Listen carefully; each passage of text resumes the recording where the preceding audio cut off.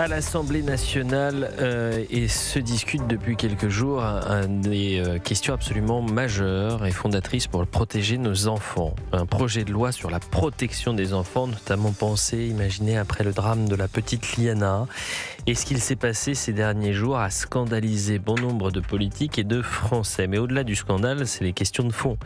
Que faire face à des prédateurs sexuels, ceux qui sont des prédateurs en série et notamment ceux qui s'attaquent aux mineurs. Les députés de la France Insoumise et les écologistes ont réussi à supprimer la perpétuité pour les violeurs en série sur mineurs de moins de 15 ans.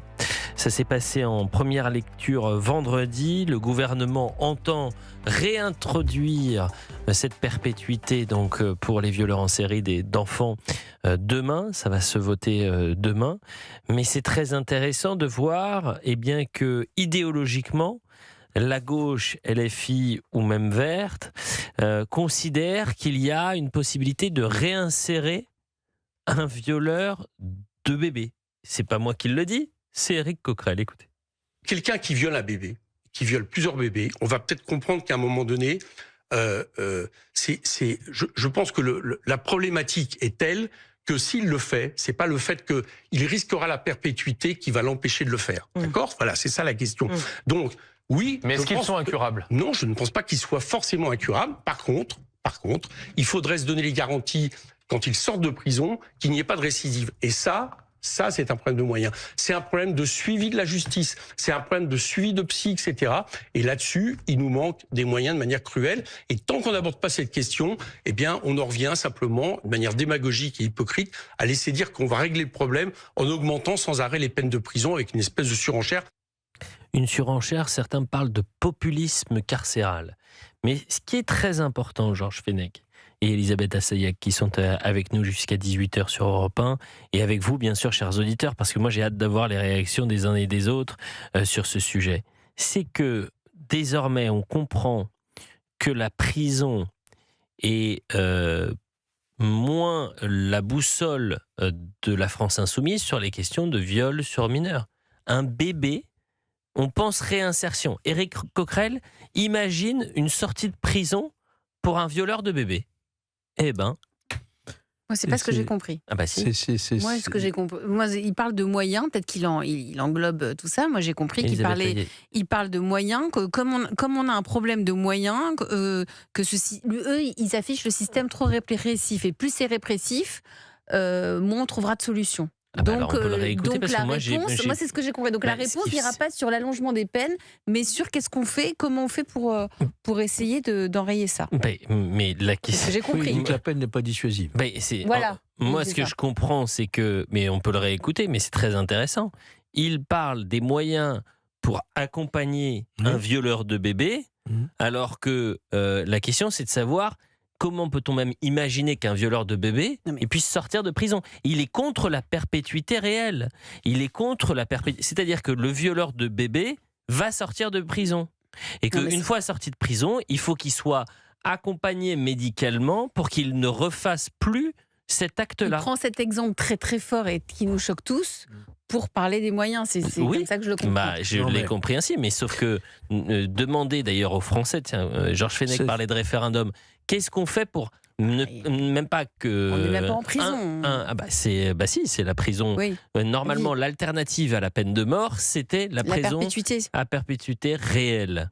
C'était ça, de dire on arrête face à un homme qui a quitté l'humanité, face à un bourreau, un sauvage, on ne va pas répondre à la sauvagerie par la sauvagerie en lui coupant la tête ou en lui administrant un produit létal. Je constate d'ailleurs que l'administration d'un produit létal est maintenant autorisée dans d'autres conditions. Mais face à un sauvage, on ne répond pas par la sauvagerie. Et donc, il y a la perpétuité. Et la promesse de la perpétuité, c'était la perpétuité réelle, Georges, bien sûr, qui n'existe pas. La question de ces violeurs d'enfants, je préfère dire enfants que bébés, ces enfants, c'est terrible. Tellement horrible. La question de ces violeurs d'enfants, de ces pervers sexuels, de ces tueurs en série totalement psychopathes, c'est que en plus de l'extrême gravité des faits qu'on a du mal à pouvoir imaginer d'ailleurs, il y a la question de leur personnalité qui est une personnalité trouble, que j'ose dire, moi, incurables, c'est-à-dire qui sont faits comme ça, malheureusement, c'est très dur à le dire, hein, et que ces individus qui ont commis des crimes qui sont véritablement en dehors de l'humanité, se sont auto-exclus de notre société. Et on ne voit pas comment on pourrait les réintégrer dans notre société. Et donc la prison servira... Imagine aujourd'hui, par exemple, de libérer un Francis Holm, ou même un Guy Georges, ou Michel Fourniret, s'il était encore en vie, personne ne l'imaginerait. Et donc, on est face à une gauche qui est une gauche angélique. C'était le terme qu'avait employé Lionel Jospin, souvenez-vous. Il avait reconnu d'ailleurs son erreur à l'époque, et qui ne veut pas voir en face que ces individus doivent être exclus de la société. La peine de mort a été abolie, on n'y reviendra pas. Donc, il faut mettre en place des dispositifs, comme vous le dites, il y a de perpétuité réelle, c'est-à-dire que on ne puisse pas les remettre en liberté, même conditionnelle, au bout d'un certain nombre d'années. Oui, mais Georges, ils se sont exclus eux-mêmes de la société. À la question de la peine de mort, on a proposé avec CNews, Europe 1 et le JDD, c'est un sondage CSA du 10 juin dernier, à la question « Faut-il un référendum pour réintroduire la question de la peine de mort pour les violeurs d'enfants ?» Une majorité de Français vous répondent oui. Donc c'est un sujet qui... La peine de mort n'est pas réintroduite dans le débat public parce que c'est un tabou XXL. Et puis c'est inscrit dans notre constitution, dans tous les traités. Non mais d'accord, Georges. Simplement, l'alternative à la peine de mort, c'est que le bourreau d'un enfant... Le violeur, pourquoi c'est choquant de dire les viols d'enfants, les viols de bébés? C'est pas moi qui le dis, c'est Éric Coquerel qui a pris cet argument-là. Le violeur d'un bébé, vous l'imaginez dehors après son acte? Non, mais il faut être quand même... La question, au moment de l'abrogation de la peine de mort par Robert Badinter, rien n'a été prévu derrière. Il a fallu le retour de la droite en 1986... n'est-ce pas ? Donc 5 ans plus tard, pour créer la peine incompressible. C'était sous Pierre Méneury, je m'en souviens très bien. Donc, voilà, c'est cette espèce d'angélisme. Et donc, aujourd'hui, la question qui se pose pour les Français, et dont le sondage révèle bien cette majorité écrasante de Français qui veulent que ces gens-là soient mis hors d'état de nuire pour l'instant de séjour, c'est de revoir entièrement notre système d'application des peines. Est-ce qu'il est normal qu'après qu'une cour d'assises ait dit avec un jury populaire, réclusion criminelle à perpétuité, vous avez 20 ans, 25 ans plus tard, un juge dans son cabinet, dans le secret de son cabinet, dans sa solitude, dans son idée qu'il se fait lui-même de l'âme humaine, etc., qui prenne la décision de revoir cette décision collégiale et de libérer un criminel. Parce que c'est ça notre système aujourd'hui. Autre sondage publié pour CNews, Europe 1 et le JDD, mercredi 17 juin. En fait, il faut ressortir toutes les déclarations. 92% des Français, 92, souhaitent la perpétuité réelle pour ceux qui ont commis des crimes sur des enfants. Oui. 92, vous dites évidemment, mais ça, c'est de la folie. 84% des sympathisants à gauche. Donc Éric Coquerel, il ne parle même pas à ses militants. De son électorat. Il ne parle même pas à son électorat, Éric Coquerel. Oui. Donc on est face à des idéologues, c'est ça. Plus qu'à des hommes politiques. Frédéric est en direct avec nous. Bonjour Frédéric. Oui. Bonjour, merci de me prendre à l'antenne et de parler de ce phénomène, enfin si on peut appeler ça comme ça, malheureusement, c'est l'horreur. Si vous voulez, moi déjà, je voudrais savoir, ces assassins d'enfants, violeurs assassins, sont-ils des êtres humains ? Parce que, écoutez, arriver à une telle monstruosité, parce que c'est l'assassinat, mais le plus lâche, le plus... Enfin, il n'y a pas de terme pour ça. Hein. C'est vraiment... Pour moi, déjà, ce ne sont pas des êtres humains. C'est pas possible. C'est pas possible. Un être humain n'est pas... Et qu'on compare pas les animaux. Les animaux sont plus propres que ça.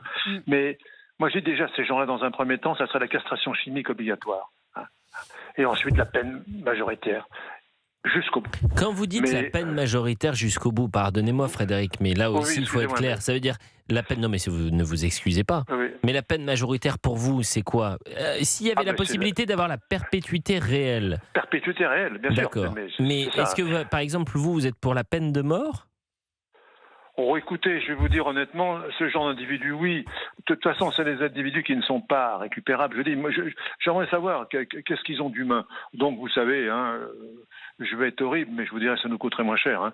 Oui, effectivement. Mais c'est ça la difficulté, c'est que je trouve qu'à l'inhumanité de ces individus, parfois, c'est pas votre cas, attention, je veux pas vous accuser de quoi que ce soit, mais je trouve que répondre par l'inhumanité à l'inhumanité, ça me dérange. En revanche, que d'avoir la certitude qu'un homme qui a commis le pire sur un enfant puisse passer le restant de ses jours derrière les barreaux, je trouve que c'est une réponse qui est extrêmement ferme, qui, là aussi, répond finalement à une volonté de la société, parce que vous le mettez hors d'état de nuire et vous ne le tuez pas, puisque vous le mettez derrière les barreaux.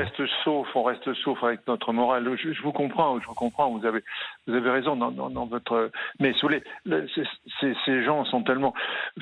Qu'est-ce que vous voulez, que voulez-vous faire de ça? C'est pas possible, Il faut se rendre compte des gens capables quelquefois qu'on tue par passion, qu'on tue machin, on peut le comprendre. Mais des abominations comme ça, ce n'est pas l'œuvre d'un être humain. Moi, je regrette. C'est pas l'œuvre d'un être humain, c'est pas possible. Georges Fenech, pour que nos auditeurs comprennent mieux, qu'est-ce que ça veut dire perpétuité quand une cour d'assises dit réclusion criminelle à perpétuité? Comment ça se traduit? En fait, la moyenne de l'exécution d'une peine perpétuelle dans notre droit français, c'est entre 18 et 22 ans. C'est-à-dire que quelqu'un qui est condamné à perpétuité peut espérer sortir au bout simplement de 18 ou 20 ans. Même si c'est des périodes longues, ça reste quand même une période relativement courte, compte tenu de la gravité des faits. Donc, la peine maximale dans notre pays, c'est la peine incompressible de 30 ans. Quand vous entendez perpétuité avec peine incompressible 30 ans, c'est la peine maximale. Elle a été prononcée, je crois, environ 8 fois depuis qu'elle existe. Mais il faudrait, encore une fois, et vous avez raison, monsieur, il faudrait la perpétuité sans possibilité de remise en liberté. Il est 17h15, on va remercier Frédéric. On sera dans un instant avec Jean-Claude qui nous appelle depuis l'Ardèche. Et puis je vais vous faire écouter Gabriel Catala, député de la France Insoumise, qui au propos justement de la perpétuité pour les violeurs d'enfants, a cité Badinter. Tiens donc, on en parle dans un instant sur Europe 1. Restez avec nous et si vous souhaitez réagir, un numéro 01 80 20 39 21. À tout de suite. Il est 17h17 sur Europe 1 et on poursuit notre discussion à l'Assemblée nationale. Une union de la gauche s'oppose à la perpétuité pour les violeurs d'enfants. Certains appellent à ce que le gouvernement n'aille pas aussi loin. Ils parlent de populisme carcéral. C'est l'amendement de cet article 11. Par cet amendement, les députés du groupe La France Insoumise proposent de supprimer cet article qui prévoit d'étendre la réclusion criminelle à perpétuité aux auteurs de viols commis sur un mineur de moins de 15 ans. Le groupe écologiste et social a lui aussi fait de même. LFI Écolo souhaite donc supprimer la perpétuité pour les violeurs d'enfants. Ça s'est passé en première lecture vendredi dernier à l'Assemblée nationale. Ça sera voté demain. En fait, le gouvernement va réintroduire l'article. Comment fait le gouvernement pour réintroduire l'article? Deuxième lecture. En deuxième lecture, oui. On recommence. On recommence, oui. Et est-ce que potentiellement, je ne sais pas s'il y a des collaborateurs de députés, j'imagine pas de députés qui nous écoutent, parce qu'ils travaillent énormément, évidemment, nos députés, surtout au mois de juillet. Oui. Mais est-ce qu'il est possible qu'à l'Assemblée nationale, demain, il y ait un peu plus de monde qu'en première lecture, où je crois il y avait à peine sur 577 députés, 80 députés pour voter ça? Il n'y en aura pas plus, non. Ah, il n'y aura pas plus de 80 députés? Oh non, Georges, me dites pas ça. Demain, c'est impossible. Écoutez, ils sont en vacances. C'est impossible. Ils sont dans leur circonscription. Mais c'est fou de voter une mesure phare aussi importante le 20 juillet. Elle est phare pour vous, Elisabeth. Elle n'est pas forcément phare pour eux. Hein. Non, mais c'est impossible. Il y aura. Désolé de le dire comme ça. L'hémicycle sera quasiment plein demain. Vous croyez? Oui, je fais le pari. Je vous fais le pari. Je le souhaite. Je pense qu'il y aura, quasiment plein. Non, il y aura entre 350 et 450 députés. Allez, les paris sont lancés. Je me dis que non, mais c'est pas la semaine dernière. D'ailleurs, c'est scandaleux que sur la loi sur l'euthanasie et le suicide assisté, il n'y avait pas tous les députés présents pour une loi aussi importante. Oui. Là, sur la loi pour protéger nos enfants. J'imagine avec tous les scandales qui se sont multipliés ces scandales ces dernières qui se sont semaines, multipliés, ça n'ont pas fait peur et effrayé beaucoup. C'était en première lecture, que c'était vendredi, que beaucoup de députés sont rentrés en circonscription. Je peux vous le faire, la défense du député, mardi, je peux vous la faire. Plus de monde, forcément. Moi, je pense que demain, ce sera quasiment plein. Le vendredi, ils sont en circonscription. Voilà. Donc, est-ce qu'il y aura un hémicycle plein? J'espère. Les députés qui ont tenté d'éviter la prison à perpétuité aux auteurs de violations sur mineurs sont les mêmes qu'il y a quelques jours voulaient supprimer l'interdiction aux individus condamnés pour terrorisme d'accueillir des enfants de l'ASE. Folie absolue, nous dit François-Xavier Bellamy. Jean-Claude nous appelle depuis l'Ardèche. Bonjour Jean-Claude. Bonjour à tous. Comment Bonjour allez-vous, cher Jean-Claude? Bien, je suis juste un petit peu abasourdi par les nouvelles. Parfois, pas parfois d'ailleurs, parce que cette émission, elle s'appelle Elliott Deval-et-vous, et c'est vrai que pour préparer cette émission, je pense toujours aux auditeurs.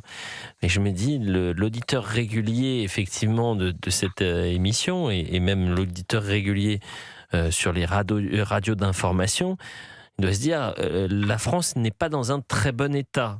Et non, pas franchement. Non. C'est vrai que là, vous dites abasourdi par quoi, Jean-Claude ? Le sujet du jour, puisque vous en parlez. Alors, moi, j'ai pas tellement l'habitude de réagir à chaud. Je vous écoute quasiment tous les jours, de Pascal Praud à vous, Elliott. Je suis toujours sur Europe 1. Comme je vous l'ai dit, je suis en Ardèche et j'ai pas beaucoup de radio là où je suis, donc je suis obligé de passer par un assistant vocal pour arriver à voir Europe 1. Et ce qui me permet de vous écouter pratiquement toute la journée. Je suis artisan, je travaille à la maison. Et là, la nouvelle du jour, je me dis, mais est-ce que les hommes politiques de gauche, comme M. Coquerel et tous ses amis, est-ce qu'ils ont des enfants? Est-ce qu'ils réagissent vraiment ou réfléchissent vraiment à ce qu'ils font? Moi, je pense souvent à une chanson de Sting qui parlait à un moment donné, est-ce que les Russes aiment aussi leurs enfants? Je pense que vous connaissez cette phrase qui est assez magique dans sa chanson. Et là, je me dis, est-ce que ces gens-là, ces gens qui votent ces textes d'abolition de perpète pour les violeurs de bébés, mais rien que le mot bébé déjà, mais ça me hérisse le poil, quoi. Je me dis, est-ce que ces gens-là, ils ont des enfants? Est-ce qu'ils aiment leurs enfants? Et que feraient-ils s'ils étaient parents de Lola, de Liana, de Thomas, enfin, toute cette équipe-là, enfin, tous ces enfants qui ont été massacrés, pour certains? Et je me dis, mais c'est pas possible. Ils réfléchissent 2 secondes à ce qui pourrait leur arriver dans leur propre famille. Mais vous avez raison, Jean-Claude, c'est souvent, parfois, ce que disent les auditeurs et le décalage qu'il peut y avoir entre le vœu des Français et finalement les politiques qui les représentent. Si vous n'étiez pas avec nous à 17h15, je rappelle ce sondage, 92% des Français souhaitent la perpétuité réelle pour ceux qui ont commis des crimes sur les enfants. C'est pas un sondage qui date d'il y a 300 ans, c'est un sondage qui date du 17 juin dernier. C'est justement après le drame absolu et le meurtre de la petite Liana. Et c'est 92%. Quand vous regardez dans le détail, c'est 84% à gauche, 88% du côté du camp présidentiel, 96% à droite et 96% du côté de RN et Reconquête. Je vous propose d'écouter la députée de La France Insoumise, Madame Catala, qui vendredi s'est mobilisée fortement pour faire front, pour s'opposer à la perpétuité réelle des enfants. Et elle y est arrivée parce que la gauche s'est unie. Je vous propose de l'écouter. Elle fait référence à M. Badinter. Nous allons aborder cette discussion sur l'instauration d'une peine de réclusion criminelle à perpétuité pour viol sériel sur les mineurs de 15 ans.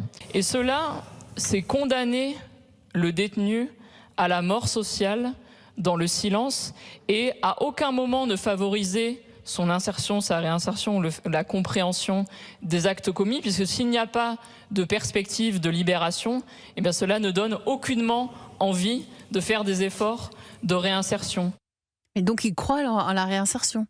C'est ce que je vous dis depuis le début, Elisabeth et Georges. Je vous dis que depuis le début que la France Insoumise n'imagine pas qu'un violeur d'enfants récidivistes en plus, passent le restant de ses jours derrière les barreaux. Ils imaginent toujours une idée de réinsérer. Ils oublient une chose, c'est la notion d'état dangereux.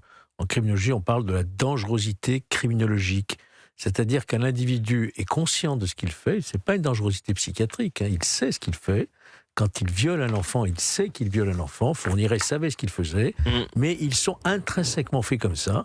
C'est-à-dire qu'ils présentent un état dangereux. Et ça ne se soigne pas. Ça ne se réinsère pas. Il faut soit le garder en prison pour le restant de ses jours et vous mettez à l'abri toute autre victime potentielle, soit vous le remettez un jour au bout de 20 ans, 25 ans, 30 ans en liberté, mais il ne faut pas le lâcher d'une semelle. Sauf qu'on n'a pas les moyens, évidemment, d'avoir un suivi permanent, 24 heures sur 24. On le sait très bien. Mais c'est ce que disait Éric Coquerel sans le défendre à la fin, il disait ça. C'est la perpétuité sans possibilité de sortir. Mais la question des moyens, elle intervient si vous pensez à la réinsertion. Bien sûr, bien sûr. Et parce que ce qu'il essaye de dire, monsieur Coquerel, c'est que vous pouvez mettre en place les peines les plus fermes possibles, ça n'empêchera pas le violeur de violer. D'accord, mais ça, personne ne dit que si vous mettez la perpétuité réelle, le violeur va se dire ah bah non, je vais pas violer cette pauvre gamine ou ce pauvre gamin. C'est pas dissuasif du tout. Ça va pas l'empêcher de passer à l'acte. Bien sûr, ça empêchera d'autres victimes. Voilà, c'est ça l'intérêt. Mais là aussi, ça paraît être du bon sens et c'est pour ça que c'est un sujet qui fait consensus chez les Français. Mais pas chez les politiques. Nous appelle de Normandie et on salue Jean-Claude. Oui. Bonjour Janie. Bonjour Elliot, bonjour tout le monde. Bonjour. Comment allez-vous Janie ? Eh bien écoutez, moi je vais bien, je vais mal parce que vu notre pays, franchement, on a toujours un peu d'espoir. Et moi je suis outrée par ce qui est en train de se passer à l'Assemblée nationale, bien évidemment. Et moi je pense que la peine de mort, elle existe déjà puisqu'ils ont voté déjà une loi sur la peine de mort avec l'euthanasie. Donc moi je propose qu'on donne le choix à ce moment-là à ces gens-là, ou l'injection létale, ou la prison à perpétuité, mais vraiment perpétuité. Non mais là, vous avez raison, c'est que la peine de mort, du moins la mort assistée, la mort administrée, a été réintroduite dans notre droit. Et puis en plus, le patient, excusez-moi, je suis psycho, donc je dis le patient. Le patient, la personne, elle a le choix. Le malade, on lui donne le choix puisque c'est lui qui doit prendre la décision. L'handicapé, la personne en phase terminale, on donne le choix. Pourquoi on lui donnerait pas le choix, lui aussi ? Mais la question aussi, c'est pourquoi... alors là, on s'écarte du sujet de la perpétuité pour les violeurs d'enfants. Et vous vouliez parler de la fin de vie, de ses conséquences, cette loi dite sur la fin de vie. Mais moi, j'arrête de parler de cette loi comme la loi sur la fin de vie. C'est la loi sur le suicide assisté et sur l'euthanasie. Vous savez que le médecin généraliste qui a besoin d'avoir un éclairage de deux autres soignants, ces deux soignants qui n'ont pas d'obligation de voir physiquement le patient qui demande la mort, eh bien, parmi ces deux patients, il n'y a même pas d'obligation d'avoir, par exemple, un psychiatre. Mais tout à fait, mais je suis d'accord avec vous. En plus, j'ai bien étudié cette loi parce que franchement, je suis très touchée par ça. Je vous dis, moi, je suis psychothérapeute, psychanalyste et j'ai des patients qui déjà, quand ils ne sont pas bien, s'inquiètent énormément en disant si ça se trouve, on va m'obliger à un moment donné à choisir. Donc, je les rassure quand même là-dessus. Mais c'est horrible. Déjà qu'ils nous ont allongé le congé, la possibilité d'avorter. Donc, le délai d'avortement qui a été rallongé, c'est déjà aussi une perte de vie pour moi. Et l'euthanasie, c'est pour ça que je vois pas pourquoi on aurait pitié pour des gens qui font des horreurs sur des enfants. Mais pourquoi ce sont les gens de gauche ? Si on réfléchit bien, si on regarde bien les gens qui ont été confrontés au niveau politique avec cette perversité, vous verrez. Regardez, vous verrez. Bon, je vais regarder. Je suis pas sûr de voir la même chose que vous. Il est 17h28. Vous donner des noms à l'extérieur, mais pas là à l'antenne. On va éviter de les donner à l'antenne. 17h28. Merci Janine de nous avoir appelés.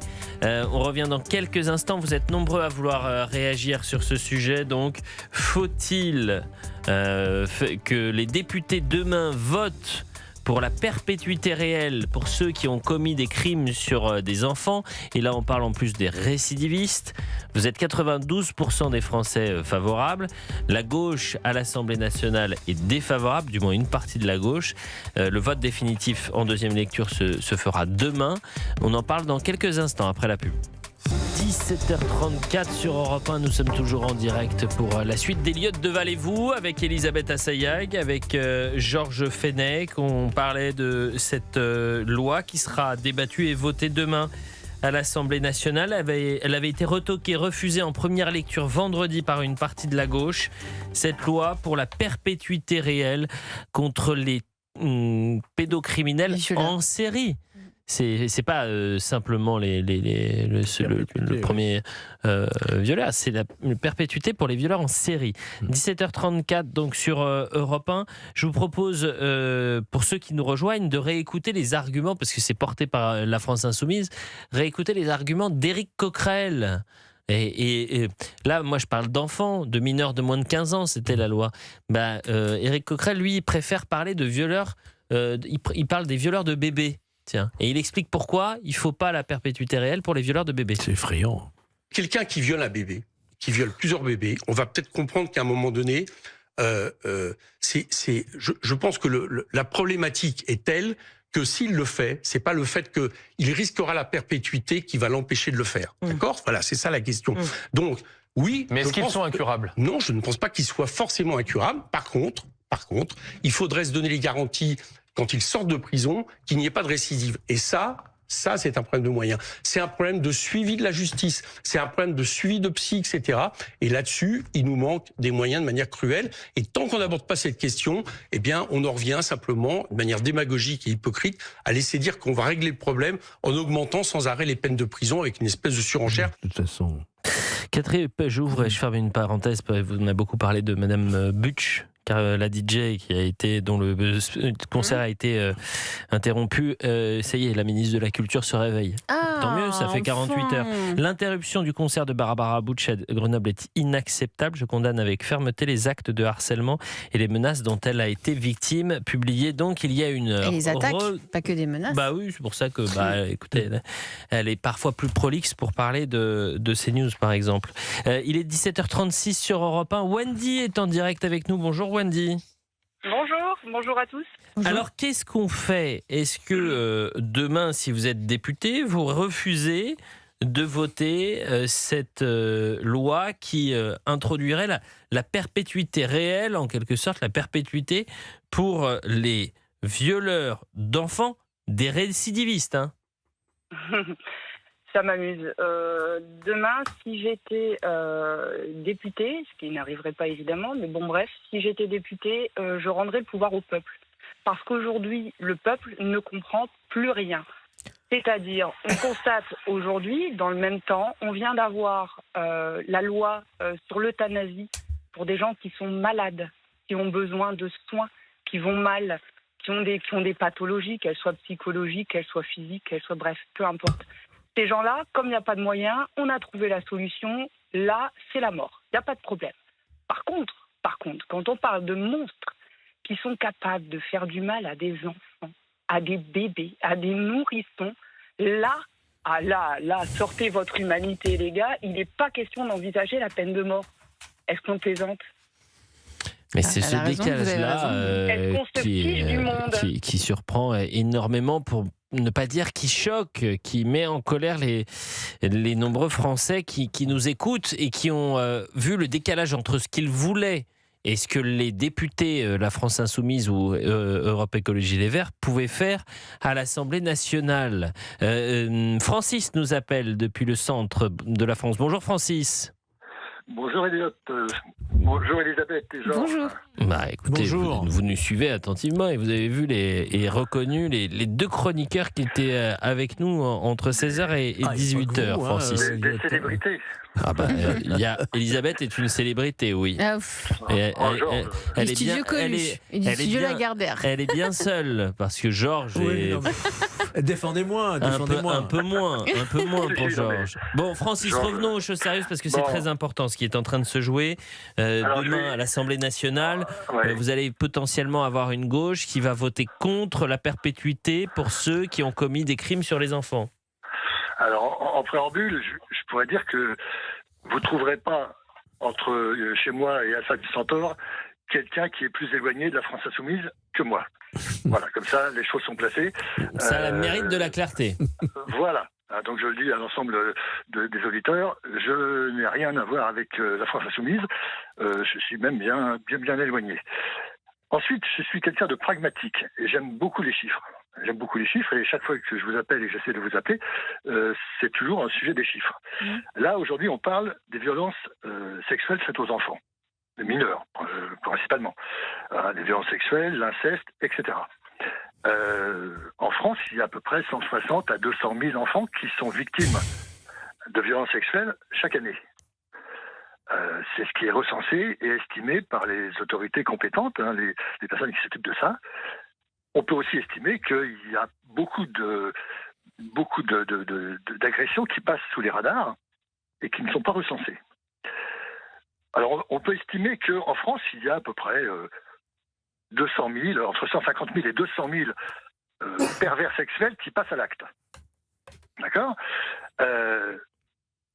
Si on considère la pédophilie, et on voit un petit peu avec les réseaux sociaux et puis tout ce qui se passe sur l'Internet, que c'est en plein développement, on peut aussi considérer qu'il y a entre 300 000 et 1 million d'hommes, principalement, qui sont concernés par des tendances sexuelles qui ne sont pas dans la norme. Et quand je dis pas dans la norme, ça veut dire qu'ils souffrent principalement d'un trouble paraphilique qui s'appelle la pédophilie, et qui est un trouble psychiatrique, à plus ou moins, de manière plus ou moins importante. Voilà, les chiffres sont posés. Nous avons donc en France, nous avons 36 000 communes, il y a à peu près 4 à 10 personnes par commune qui sont des pervers sexuels. Voilà. Que faisons-nous de ces 150 à 200 000 hommes qui passent à l'acte tous les ans, soit sur leurs enfants, soit sur les enfants des autres, soit sur un ensemble d'enfants indéterminés, bébés, nourrissons, jusqu'à tout ce qui concerne les enfants non majeurs. Qu'en faisons-nous ? Est-ce qu'on va tous les mettre en prison pour une durée indéterminée ? La question est posée. Et quand on voit ces chiffres, on se rend bien compte que c'est pas possible. Et donc, qu'est-ce qu'on fait ? Excusez-moi, Francis, pardonnez-moi. Là, on est dans le constat. Non, parce que le constat que vous faites, c'est pas de dire. En plus, avec tous les chiffres que vous nous apportez, vous nous perdez. Il n'y a qu'une seule chose qui a le mérite d'être claire, du moins la question qu'on doit se poser, Francis, c'est le violeur d'un enfant. Est-ce qu'il doit, un jour, après avoir commis l'horreur, imaginer ressortir de prison ? Moi, je vous réponds directement et j'ai pas besoin de passer par des chiffres, non ? J'ai pas besoin de vous constater comme vous pendant plusieurs moments avec tous ces chiffres, etc. Parfois, vous savez, il n'y a rien de plus compliqué que de faire simple. Francis, est-ce qu'un violeur... Que faisons-nous des 200 000 ? Il a eu raison de dire que c'est un fléau, quoi. Mais bien sûr. Attendez, c'est un fléau. J'ai bien compris, Georges. Pris en compte, vraiment. Que faisons-nous des 200 000 délinquants sexuels graves ? D'accord ? Oui. Alors... il faut les condamner très fermement. Et les empêcher de récidiver, ouais. Non, mais la pédophilie, c'est pas un hobby, c'est pas un sport. Non, mais Francis, pardonnez-moi. C'est une affection psychiatrique qui s'impose. J'ai bien compris. Vous les mettez hors d'état de nuire, vous les mettez derrière les barreaux. Ceux qui ont commis des actes de pédophilie, c'est pas très. Enfin, moi, j'ai du mal à saisir votre question. C'est simpliste. Et n'importe quel psychiatre, excusez-moi, je vous dis ce qu'il en est, dire on va les mettre derrière les barreaux, dites aux auditeurs, autour de vous, chers amis, il y a forcément un pédophile, et vous ne le savez pas. Ça peut être le tonton, ça peut être... 95% des cas, c'est souvent dans le milieu familial.